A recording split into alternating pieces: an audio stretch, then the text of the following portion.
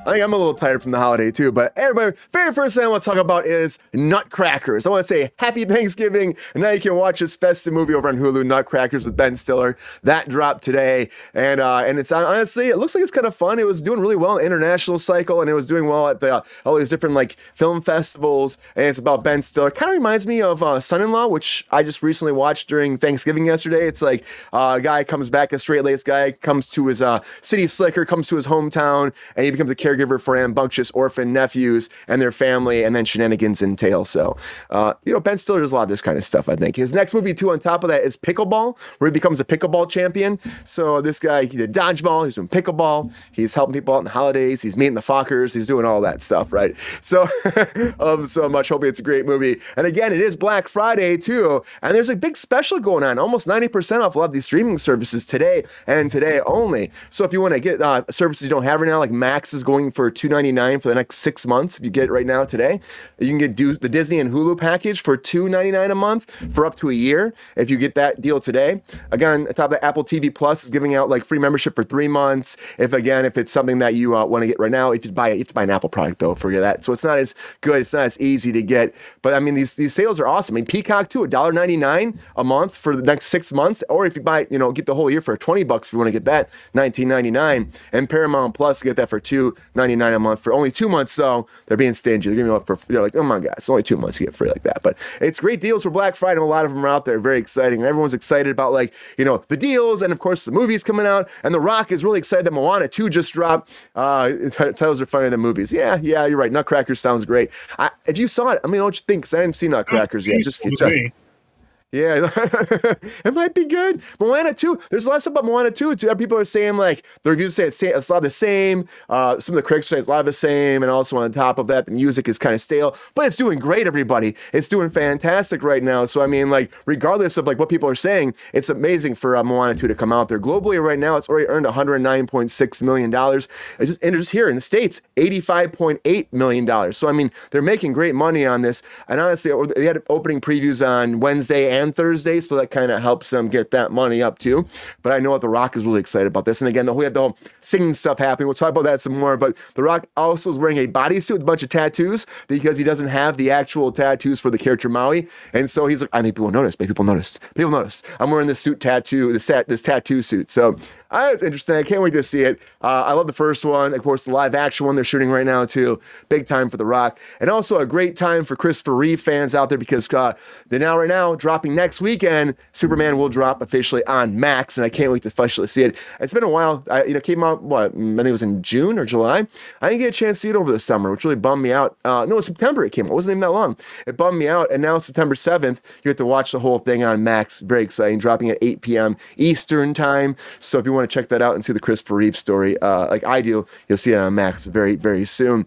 And he'll keep flying through the air and soaring through the sky, but Meghan and Harry might not be lasting much longer to the chagrin of GR over there, right? GR's going to be very upset about they break up. Oh yeah, I'm going to be really torn up. I'm the wrong age for Moana. Yeah, I get that. I'm the wrong age for it too. I still enjoy it.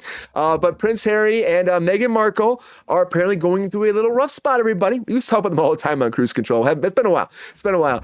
But apparently they're missing the royal family for Christmas. They're upset. They're doing separate events constantly. They're not together most of the time. Apparently they're having a very bad spot in their relationship. And on top of that too, they're actually talking about having a professional break now from working together. So they're not going to be actually working together anymore. That's their idea because of what's happening. People are speculating this is going to lead to them actually being divorced. There's a lot of different issues where they have not been together, and they're apparently going through a lot of rocky spot right now. I don't know. You hear these tabloids, the Daily Mail, and all these places that talk about it. It's hard for me to actually believe it. They've gone through a lot together, but maybe now something finally happened, something like broke the camel's back. I don't know. We'll have to wait and find out. But, Prince Harry, GR's a round of applause. You can tell GR wants them to be breaking up. I can tell. GR, come on. You want them done? Come on, GR. Come on, man. Yeah. Will they come back to the royal family, though, GR? Will he come back? He will, but she wouldn't. Yeah, well, if they break up, he might be able to come back. But I think right now, GR, in their eyes, he's a Slumdog not millionaire. But Slumdog Millionaire is coming out again, everybody. The first one did so well. Slumdog billionaire. Yeah, right? Some billionaire. But I would tell you this, though, GR. This first movie made like 8 Oscar wins. It came out years ago now, but now they actually sold the rights. Netflix executive Swati Shetty just bought the rights with Grant Kessman from over there at CAA, and now they're going to make another movie, a sequel to the first one. After all these years of getting a sequel, following up what happens with the character after that, to see where he went after being on Who Wants to Be a Millionaire, how that movie went. If you didn't see that movie, it's a great movie. It's all about this 18-year-old kid played by Dev Patel, and he comes in and he gets a chance to be on this game show. It's pretty much like Who Wants to Be a Millionaire, and because it's overseas in India, and so you get to see like him and like what he does and how it changes him. It's a fantastic movie. But they want to do a TV series 2 based off this and a sequel, so they're not going to stop now that the rights are sold to somebody else. Hopefully it does well. I like the first one; it was great. Maybe we can figure out a way to make a sequel. That's going great. We'll have to wait and find out. El Santo is a fun movie. It's a good movie. It actually is, and there's a lot of great catchphrases that come down in that. So check it out if you can. But speaking of Slumdog, everybody, Diddy, everybody, is not getting out for the holidays. Woo! Woo! That's a round of applause right there, GR, I think, right? And the PSA says need a sequel. It probably doesn't need a sequel, but I'm interested to see what they do with it. But Diddy does not get a sequel to getting out of jail because he tried for a 3rd time for his appeal and for his to get bail to get out, and they said no, they're not going to let him out. So the judge came forward.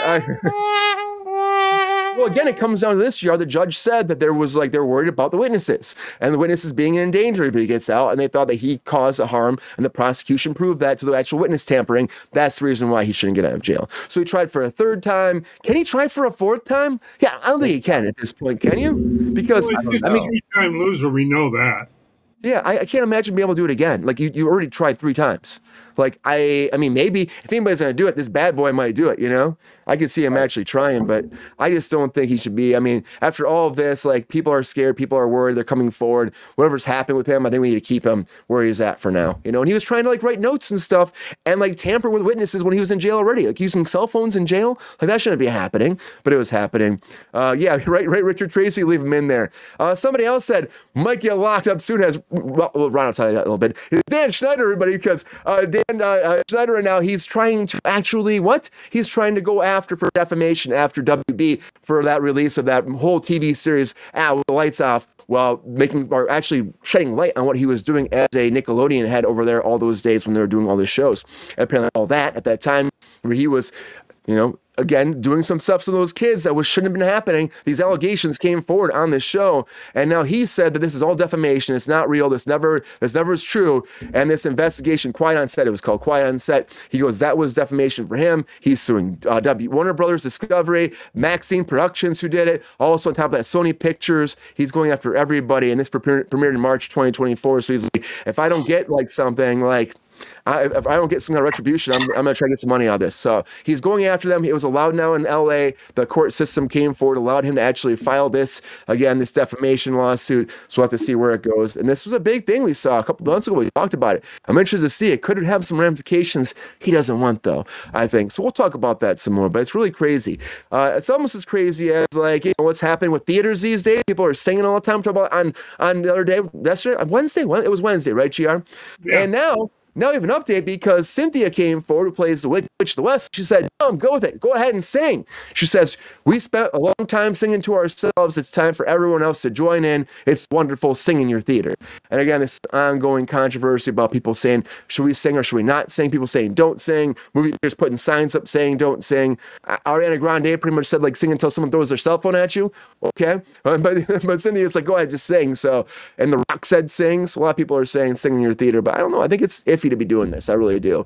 We'll have to see if there's any ramifications. I'm interested to see. I really am. I think maybe that's not as controversial as everybody say online that Robert Pattinson might be cast in Marvel movie, because now there's a rumor going around that he was talking to Kevin Feige about coming in. Kevin Feige wants to come as a villain. Now there was one, they were talking about him playing, a bunch of different characters. Thinking of villains. Some people are saying maybe in Blade. He didn't come in to be in Blade, be a one-off type person, a one-off vampire type creature that could be something that could be fighting Blade, which we know what project's never coming out. Come on, guys, it's never going to happen. So why would you talk to him about that? There's also the idea of playing Molecule Man, who again is like a big villain too from that Fantastic Four universe. I just don't see him doing this. He's already Batman. They've got a hard enough time locking him down for like more movies than one. Is he going to do another whole series of over there at Marvel? Probably not. I don't think that's what he wants to do. So I hear this, I laugh. We'll wait and find out. I just don't see it happen. Defamation is a whole thing. It's a whole thing. Also, on top of that too, Wizard of Oz. Everybody, I want to talk about Wizard of Oz some more because Ted Lasso was based off the Wizard of Oz.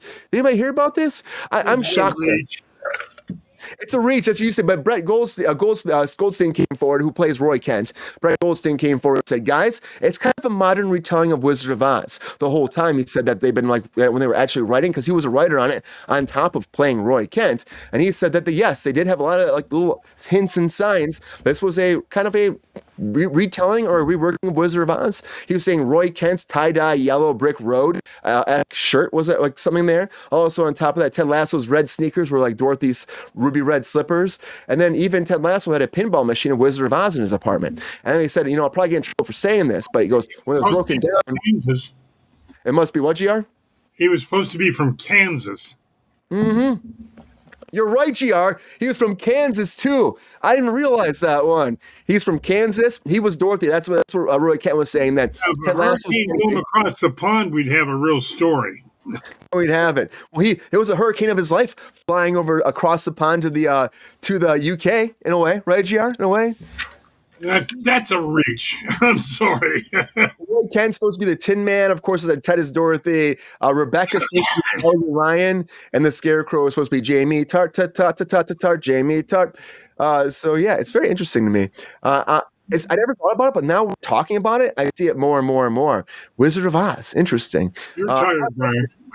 Yeah, I am tired, but I love that so much. I'm also very interested, but I'm also gun shy about the movie coming out with Timothée Chalamet. Again, Chalamet's playing Bob Dylan, but this picture came out of him, and I'm like, I don't know. This is screaming SNL to me. Maybe I'm way off. It looks like he's doing a parody of Bob Dylan than actually playing Bob Dylan. Maybe I've seen him do too many things. I just don't believe Timothée Chalamet to be Bob Dylan. You should have got somebody else, like an unknown person, to do this part. And he's going on method apparently on set too. I just would rather had somebody else do this. Give somebody an opportunity that didn't have it before. And Chalamet, I think, is oversaturated. People are calling him like the new Daniel Day-Lewis. And I'm like, he's not Daniel Day-Lewis. Like, I don't believe that shit. He's always, to me, he's always kind of the same. But I do appreciate his art. I just don't see him being Daniel Day-Lewis. But a lot of breaking news, everybody. A lot of breaking news. I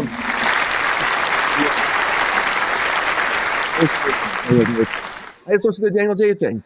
Like Timothée Chalamet. I mean, he's oversaturated. He's more like Jennifer Lawrence, I would say. He's more Jennifer Lawrence in a million movies at one time, and I think he's just disappear again. I think he will. That's like Jennifer than he does Daniel Day.